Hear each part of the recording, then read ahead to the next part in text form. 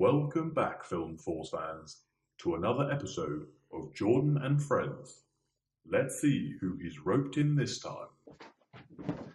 Reviewing. I do more. Shit, let's try again. Dormammu, I've come to buy. Yeah, we've got a slight issue.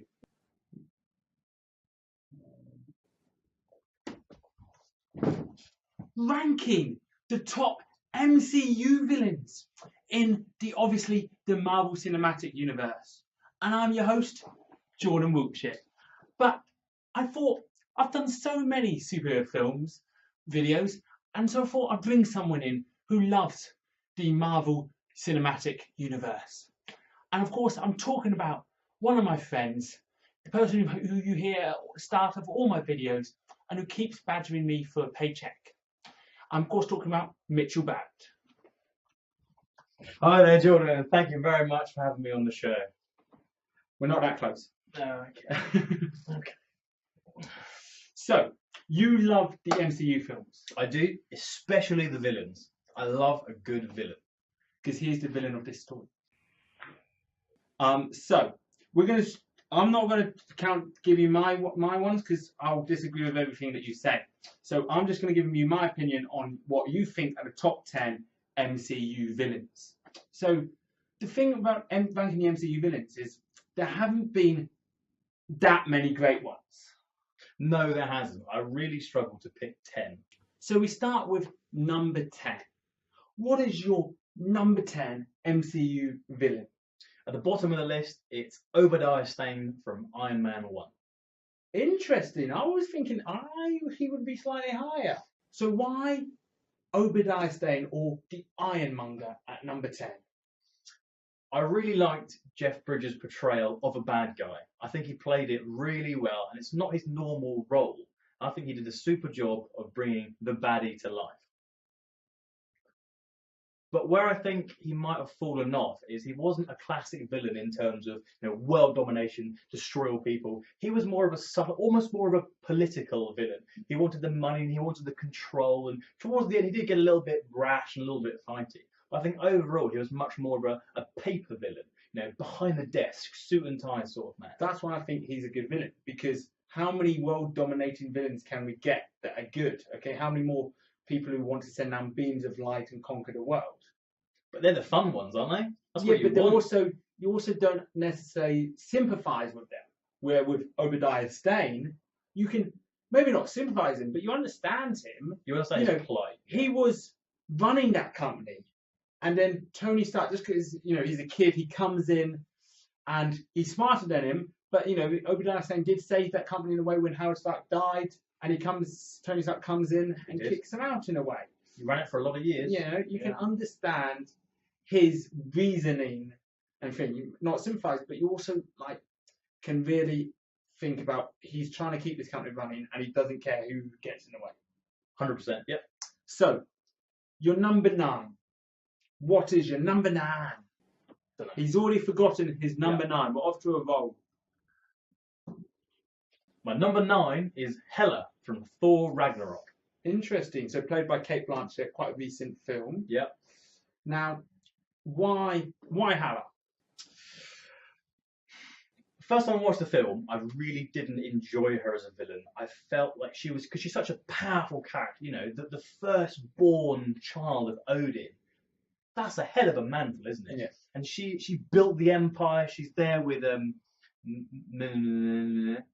Millennial. She's there. She's got the hammer, and they conquered the 9 realms together. But this is the first we're hearing of her, and I felt that was a little bit of a disservice. Really, I understand why they didn't bring her in earlier in the series, but I felt for such they didn't know who to cast. Maybe they hadn't cast her yet. But no one remembered Hela. There was nothing. There was no even hint of it or a tickle in any of the other films, were there? If there was, a little painting in the background or maybe a passerby mentioned something, I could have forgiven that. But I really feel like it was such a powerful villain to just be thrown out and then brought back in. It really lowered her for me, really, a little bit. But I can understand what you're saying, but the reason why I love that backstory, that we hadn't heard anything from her, because she had been banished, and because history is written by the victors. Okay, Odin was technically the only one, because Odin's quite old, only one who's maybe alive still when she conquered the realms, apart from maybe Valkyrie. We don't know how obviously Valkyrie fought. Well, yeah, she's was obviously quite old, okay? But I think having the fact that she destroys the picture on the wall and it reveals what actually happened, I love that, because it's true, it happens in real life. History is changed by the victors. Odin was ashamed of how he'd conquered the realms. He wanted there to be peace parties, having tea parties with the owls and everything. So already you've had 2 villains that would actually be quite higher up on my list. So what is your number 8? Probably quite high up like your list as well. It's the Grand Master from Thor Ragnarok. Wow, I know he wouldn't even be on my top 10. Really? Okay. No. To me, he's a jokey villain. He's the jester. He's just having a bit of fun. He's not really a villain. He's just there doing his job, being Jeff Goldblum. Because it's Jeff Goldblum playing Jeff Goldblum. Big time. Yeah. Is that why you love it? Pretty much. It's not because he is a villain and he wants everything. He's a tyrant. He's more of like a political figure, like Obadiah. He runs something. But every time I searched for MCU villains in lists, he always popped up. And so I didn't originally place him as a villain, like you just said. Clearly everybody else does. So I thought, all right, he's going to hit my list then. Because I really enjoyed his character. I think he was Jeff Goldblum. It's going to be good. He was charismatic. He had his drive. But also he had built this empire. Yeah, hadn't he? He had his Grand Champion, and he had built this Sakaar planet from nothing. Well, that's what he said. You never know. History is written by the victors. So now on to the next one. What is your number 7? Coming at number 7, it's Helmut Zemo from Captain America: The Winter Soldier. Cool. No, I got you. I really agree with that ranking there. That sort of middle, sort of just above average, or just below average. So while he isn't your classic villain, being like Thanos and big and destroy and conquer, he's just a guy. But his story, it kind of touched me really. He was in Sokovia and he lost his family and he wanted revenge. We can all relate to that. We all want revenge. There's a pigeon on the roof. He wants revenge, and we can all relate to that. We all kind of have vengeance in our hearts, and he wanted it. He went and he got it. But even better, one man inflicted so much kind of damage and trouble on the Avengers. You've got to admire that, really. I love this character. Some people don't like him as much because he's so different from his comic book counterpart. But I love him because you understand why he's doing this. He's not trying to conquer the world. He's just trying to break up the Avengers, who in his mind killed his family, which I think is really, something you can sympathise with and understand. And also, you don't see it coming. You see him being a world conquering villain of the way the story's going, and then it turns into something else. And it's not Captain America Winter Soldier, it's Captain America Civil War he's in. What is your number 6 villain? My number 6 villain is Caecilius from Doctor Strange. See, you love this film. I don't know why. I really like Doctor Strange. I like it, but to me, it's Iron Man and Caecilius. He was quite bland to me. There's a better villain in Doctor Strange. Dormammu. No. Baron Mordo. Which was that? The black guy. Oh, at the very, very end. Yeah. But he starts with the part and he's going to be the villain in the next one. To me, you can understand him. To me, Caecilius is Caecilius. I don't really remember what he was about. Right. See, that's why he made my list. Because you don't remember what he's about? No. Because I do remember what it was about. He had a family, and we don't know how, but he lost his family.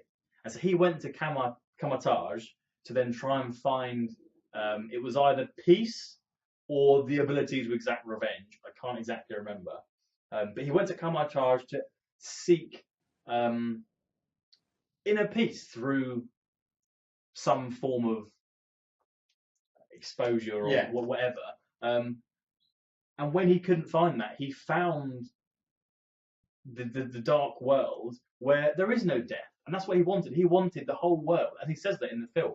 There's no death. So no one ever has to go through what he went through. See, the thing is, you made him sound a better villain to me than he actually was. I don't remember any of that because he just was uninspiring to me. He wasn't threatening. He was a bit stupid because he didn't read the rest of the page, which meant he didn't actually know what it was. Yes, that was a Okay. yeah. I think that was an oversight in the writing. They just made him a bit of a joke in a way. He was the henchman in a way. He was. Is it Dormammu or Gormammu? Dormammu, played by Benedict Cumberbatch. I've come to bargain. If you lose your family, and then you can then have the ability to then give the whole world a gift that no one will ever lose a loved one ever again. He's trying to do good, but in a sense, he's obviously the villain and he's causing destruction. But they didn't. My big issue with him is they didn't make that a really big part of his character. They didn't make it very clear. It was in the sublines. Yeah, and very. you have to kind of piece it together. It was like right at the end, and it didn't matter to me. Okay, number 5 is iffy. Because I kind of struggled and I don't know where to put him. Okay, number 5 is Ronan. Fuck off! The accuser. Are you fucking kidding me? I'm not fucking kidding. You're saying that he is better than Obadiah Stane, Yes. Hela, Yes. Caecilius, who, yeah, he is slightly better than Caecilius, and Zemo. Yes, I am. But Explain to me his world domination plan. I can't explain just one domination plan. I can explain to you why I really enjoy his villain. Why? So the Kree, they signed a peace treaty with Xandar. Thank you, and this angered him to the point he wanted to go and take over the planet. Why did it anger him? All we know is he's a genocidal maniac. And that's why I love him. He's But fantastic. he's got no motivation. He's so I don't base. think villains need to have a thing where you can understand. Good villains are people like Hans Gruber from Die Hard, Darth Vader, people the Joker in a way, because the Joker, he doesn't have an agenda. He just wants to cause chaos. But you can understand their thing. Where, to me, Ronin was halfway through, he realised, why am I working for Thanos when the thing I'm getting with Thanos can destroy it on their own? So why did I even start working for Thanos? He's an idiot. Exactly, and that's why I love him, because he's an idiot. He's the worst villain ever. He's animalistic. No. He's not very clever. He doesn't really think things through. He was fooled by a dance-off. He's like the Hulk. He's based. He's animalistic. He's raw. If you he's like people like the Hulk, emotional. put Abomination here better than freaking Ronin. But this is why I like Ronin, because it's stupid. He's a stupid character. He just does stupid shit with no real. It doesn't really make sense. That's why I love it. You heard, fantastic. You heard it here first. Mitch relates to stupid characters. Now you're number 4. I'm hoping you can redeem yourself. A new villain. It's WIltshire from Spider-Man: Homecoming. He would be slightly higher for me, but you've redeemed yourself. Yes. Okay, if he wasn't on your list, okay, we would have not put this video on YouTube. He's high on my list. He's number 4. Why? Much the same reason as Helmut Zemo. I have a family myself. He has a family, and it's all about protecting his family, his little world, and everything he does is based around that. He has to earn money. He has a blue collar job, and I can appreciate working hard for the things that you love. He's the normal guy. He's Joe. Is it Joe Everyman? What's the expression? I think Joe Everyman. Average Joe. Yeah, he's your average Joe. He's very relatable. He's a working class man. He's a working class hero. That's what he is. At the start, I loved the flashback to Avengers, even though it's screwed with the timeline. I loved that flashback to Avengers where he was trying to clean up the streets, and then the person who caused the necessarily clean up, Tony Stark in a way, yes, is getting the money, and that you can understand that because he's just trying to make a living, and he brought in extra people to clean the mess up, and then they take it away. So he's facing bankruptcy, and so he takes the only option left to him: criminality. Absolutely, and it's so relatable. It's probably the most relatable villain that we have. And he's quite threatening. That scene in the car with Tom Holland. He's revealed to be the father of Tom's love interest, and I didn't see that coming. No. I'm thinking you want to say something that I'm not going to like. No, not quite.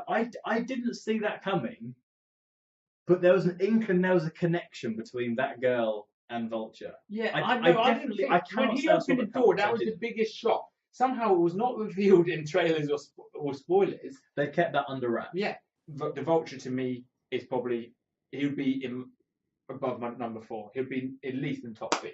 Yeah? Yeah. So, Fantastic villain, though. yeah, Great fantastic villain. Michael Keaton did a great job. He really did. Okay, your number 3, which he said I'm not going to like, which most likely is true. It's Killmonger from Black Panther. No, I like that one. I'm happy. It would have been slightly higher. Yeah, I think we'd like it to be higher. But no, Killmonger, great. He should be in the top 3, I think. Tell me why. An amazing villain from start to finish. Michael B. Jordan did a really good job portraying this villain. I wasn't too keen on the whole, Chadwick Boseman's character is king, and then some guy walks in, and he just happens to be able to challenge the king. Yeah, but he's royal family. He is, and they introduced that at the start. And they did, but that's what I don't like. It's too perfect. Everything else about the villain, sterling. The reason why Killmonger to me is one of the best villains we've ever had is you can understand both his and Black Panther's point of view. They both want to open up Wakanda to the world, but they both want to do it in very different ways. And for different reasons. But you can relate to both reasons. You can relate to both reasons. You want both. But to me, he said, I've been training for this my entire life. I've killed people, this many people, to get to you. It's a lot of people. Okay. And then my favourite moment is his, spoilers, death. When he says, the people, when they're crossing the ocean, they knew it was better to throw themselves into the sea than live a slave. That, to me, very powerful. I can't relate to that because I'm white. Yeah, we can't. It hit me in the heart. That got me emotional. You can sympathise. You can really very sympathise. hardly. And I was like, my gosh, they went there. It worked. It wasn't over preachy. It had the perfect message, and it was his character through and through. And what was even better is it hurt Black Panther even more, him saying that. Did it? Yeah, it's like the Master and Doctor Who. The Master was like, oh, Doctor was like, Master, I can live. The Master was like, no, because it will hurt you. So Killmonger made it number 3. It probably would be my number 2 or 1. So your number 2. Number 2 is Ultron. I'm walking out. Bye. Finish this on your own. Ultron. I love this character. I can't not love him. He's one of Iron Man's creations, which means he's got a tick in my book anyway. But it's not so much Ultron, it's more his conception into the world. So Tony Stark wanted to create a barrier to help defend the Earth. And it went tits up. Ultron was created. James Spader, very good as well. He's menacing as they come. But then he becomes too freaking jokey. He's quipping, oh, I'm going to throw up in my mouth and all this. Omelets and eggs breaking and all that. It becomes too much. He was more threatening in the trailers. There is no strings on me. And they've kept those bits in the movies, but then he just became too quippy. And yes, he is related in some ways to Tony Stark. But to me, there's 3 things that piss me off in the movie. One, it's called Age of Ultron, like the comics. It was a weekend of Ultron. Okay, it wasn't an age, it was a weekend, if that. Okay. 2, his plan, I understood what he was doing. He thought the only way to have peace on Earth is to kill all humans. True. He's not wrong. He's not wrong. But it just seemed like he's going to be powerful, and they kept making. I rewatched it recently, and I was thinking, why didn't he just use nuclear weapons? And they do cover that. Jarvis is blocking them out of the nuclear launch codes. And so they have Sokovia. But then I'm thinking, he would have succeeded, because to me, they were already too high enough that was too trouble to breathe. I don't know. To me, that he succeeded. But we're not physicists or geologists or whatever. But Ultron, to me, he could have been amazing, and he wasn't. And that's why he would not. He might make my top 10, but he wouldn't make my top 5. So that's kind of why I love him, because I like silly, I like stupid, I like abstract. And so having this really menacing, frankly quite scary character in the trailers, and the conception of him, then just become this almost ridiculous character. Fantastic. Really good. Yeah. Top marks in my book. before we get to your number one, which you probably will shock me with, You can see in my face you're gonna hate it. I'm regretting asking him now. So, some honorable mentions. Some that haven't yet made your list. I don't know. They could be your number one. Red Skull. To me, he's has a great arc, and I want to see him again. And he'd be in my top 10 compared. Like, I'll take out Caecilius straight away.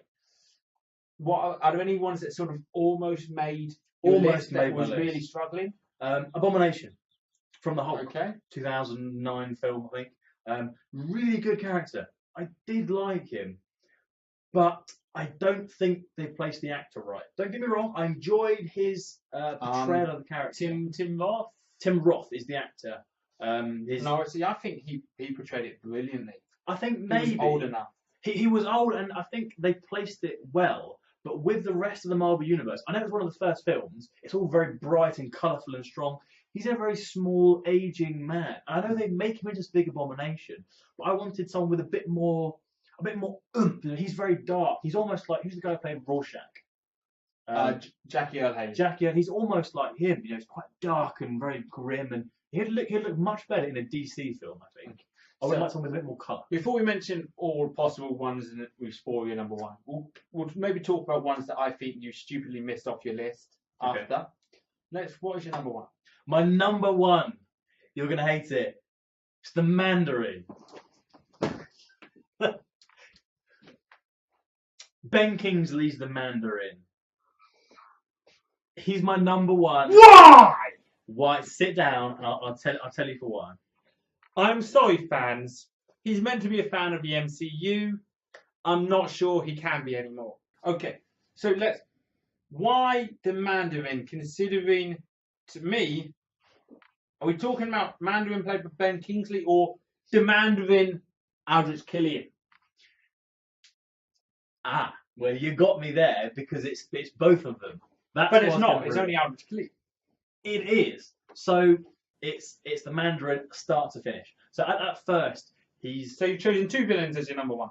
No, I've chosen the title of the Mandarin. So you've chosen three villains as your number one. It's the Mandarin played by whoever Ben Kingsley character is, and then and Guy Pearce. And Guy Pearce, yes. It's both of them. It's the whole facade. So you start off with this. He's a terrorist. That's exactly what he is. And terrorists have us all scared these days. There are terrorists out there making very similar claims, same videos, and it's scary. You know, it's the age of terror. And so to see this terrorist causing terror in a film, it messes it back a bit. It's scary. It puts fear in you.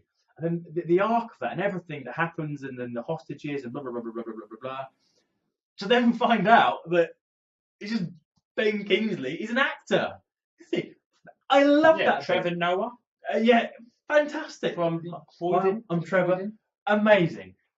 I did not see it. Did you see it I coming? didn't see it coming. It was such a curve. I could happily have the Mandarin in number 10, in sort of your top, in your 10 to 6. No, I wouldn't. I would respect that, because Mandarin, I don't think they could have done the true Mandarin without being racist, because the Fu Manchu and all this 10-pound rings. Right, yeah. But there's my two biggest issues with it is, okay, it's so different from the comics. It's a punchline. And then the Aldrich Killian, I like Aldrich Killian's character. In some ways, I would have much preferred you to say Aldrich Killian is now number one. Just him, because you can understand. He was freaking, stood up by Tony Stark, okay, and all that. And then he's trying to create these people who, he's trying to create a thing that will heal people in a way. It gave people their arms back and everything. But then it becomes a bit comical with him breathing fire like a dragon. It does. And then he's like, I am the Mandarin. And he tries, kidnaps Pepper, and then Pepper gets extremist powers and all this. And it just becomes a bit too much for me. But Aldrich Killian is the second half. Making it's only one half of it. The other character is why, again, I like the Mandarin, because the Mandarin, the curtain's been pulled down. You see him for what he is. He's a fraud. But there's someone behind it. And you realise it's this guy who, again, has a very relatable, he was scorned by Tony Stark. In whether it was Sweden, Belgium, Switzerland, Bern. He was scorned by him. Copenhagen, I think it was. Copenhagen, wherever it was. And Pretty sure it's Burn. Maybe. Maybe. Whatever it is. He was scorned by Tony Stark, and then he becomes this character, and then gets another character below him to be the face of it. It's a very villainous thing to have someone Fantastic. but It's Puppet Master. The whole thing was that he wasn't trying to be a villain. He was trying to solve, and he created this villain to take credit for these explosions to hide that. Yeah. Which again, it's not normal, is it? It's not Thanos I was coming half down. expecting a world dominated villain. So, you've forgotten some big things. It was tough. It was tough to make this top. So, to stop people literally wanting to kill you, including myself, I'm going to mention some villains that I think should be in the top 10. So, Loki. Yes. Everywhere on the internet, Loki's always number 1, number 2. I don't get it. I like him as a character, but I don't see him as a villain. He's more like an annoying. Wait, he's an annoying brother. That's exactly what he is. He's an annoying brother. Yes, my brother's a freaking villain. You have he's invalid your list by not having him on there. I'm sorry. To me, in your opinion, it's my opinion of the top 10. I know. Ego. Kurt Russell, man. You can't. To me, yeah, he might get a bit comical at the end, a bit like over the top, world dominating again. But I still understood him. He still was, I had a personal connection with him being the father to Peter Quill. Yeah. And him wanting to find new life and wanting to perfect his life. But I say the reason why I didn't put Ego on my list, it's the one. You just rolled your eyes. The reason why I didn't put it on my list, I can't explain it. For whatever reason, and you can explain Caecilius better than that. For whatever reason, just didn't really vibe. I enjoyed Kurt Russell's performance, good catch. Like for me, it's just forgettable. I just forget about Ego, and it doesn't really kind of resonate with me. But I can't explain why. I'm afraid I can't do that. I just don't know. I'm just trying to think of other villains that are not on it. You've not got the Ice Giant King. Cool, that's fair enough. Yeah. You've not got the Hammer Smith, Hammer Tech. Justin Hammer. I do like Justin Hammer. And you don't have Whiplash. I'm glad you don't have Whiplash. You've got in Avengers, you've got the old one who's barely in there, and then the Chitauri. You've got Thanos, who we've only seen in a couple of scenes, which hopefully he'll be on everyone's list come Infinity War. I didn't want to preempt anything. No, that's fair enough. You've made sure that I didn't get really mad at you and throw that camera out the window by not putting Malekith on your list. Oh, no. So that has been your top 10 controversial list of the MCU villains. But there is your opinion, and I respect mostly your opinion. So, let us know what your top 10 MCU villains are. Do you agree with Mitch? Do you disagree with Mitch? Do you want to literally shout at him like I have done? And so, until next time, thank you for watching. Bye. Thank you so much for watching. If you enjoyed it, do hit that like button or head down to the comments below. And don't forget to subscribe for the latest videos. May the Force be with you. I'm trying to make this professional.